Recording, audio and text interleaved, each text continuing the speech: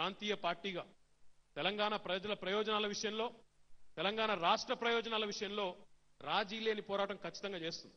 నేను మళ్ళొక్కసారి మీకు ఈ సందర్భంగా విజ్ఞప్తి చేస్తా ఉన్నాను. మనకి రేపటి రోజున ఆంధ్రప్రదేశ్లో నేను ఇందాకే అన్నాను, ఒక ప్రాంతీయ పార్టీ గెలవాలని కోరుకుంటున్నా. అది ఏ ప్రాంతీయ పార్టీ అయినా పర్లేదు, టీడీపీ గెలిచినా పర్లేదు, వైఎస్ఆర్సీపీ గెలిచినా పర్లేదు, జనసేన గెలిచినా పర్లేదు, ఎవరు గెలిచినా మనకు అభ్యంతరం లేదు. కానీ ప్రాంతీయ పార్టీ గెలవాలి. మళ్ళీ కాంగ్రెసో బీజేపీయో బాగా వేసే పరిస్థితి ఉండకూడదు. ఉంటాయి, సమస్యలు ఉంటాయి. రేపు మళ్ళీ తెలంగాణలో టీఆర్ఎస్ వచ్చి అక్కడ ఇంకో ప్రాంతీయ పార్టీ వచ్చినా ఏదో విషయంలో పేచి ఉంటుంది. నాయకులు మాటలు అనుకుంటారు.